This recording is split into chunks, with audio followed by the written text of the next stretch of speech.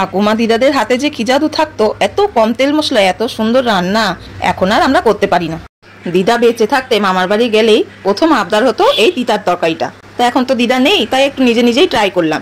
ডিমের শাক ভালো করে ধুয়ে বেছে নিয়েছি, এখানে 2টো আলু, একটা কাঁচকলা কেটে নিয়েছি লম্বা লম্বা করে, আর একটুখানি মটর ডাল বেটে নিয়েছি চাপড় ভাজার জন্য। এর মধ্যে একটু নুন, হলুদ, একটুখানি লঙ্কার গুঁড়ো দিয়ে একটা চাপড় ভেজে নেব, যেমন গোলা রুটি ভাজে ঠিক এইভাবে পাতলা করে ছড়িয়ে দিয়ে এপিট ওপিট করে লাল করে ভেজে তারপরে নামিয়ে নেব।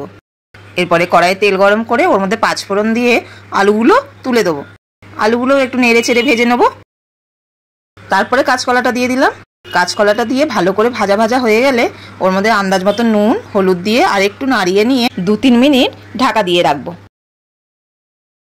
ঢাকা খুলে একটু নাড়িয়ে নিয়ে তার মধ্যে কাঁচা লঙ্কাটা দিয়ে আবার একটু নাড়িয়ে জল দিয়ে দেবো। জলটা একটু পরিমাণে বেশি দিয়েছি, চাপড় দেওয়া হবে তো জলটা টেনে নেবে। জল দেওয়ার পরে আবার একটুখানি ঢাকা দিয়ে দিলাম, ফুটে উঠেছে। এরপরে ডিমের শাকগুলো দিয়ে চাপড়টাকে ছোট ছোট করে টুকরো করে ওপর দিয়ে 5-7 মিনিট একটু ফুটিয়ে নেবো। ব্যাস রেডি হয়ে গেল দিদার মতন চাপড় দিয়ে তিতার তরকারি। তো আপনাদের দিদা ঠাকুমার কোন রান্নাটা সবথেকে বেশি ভালো লাগে কমেন্ট করে জানান। ভিডিওটি ভালো লাগলে লাইক ও সাবস্ক্রাইব করে দেবেন।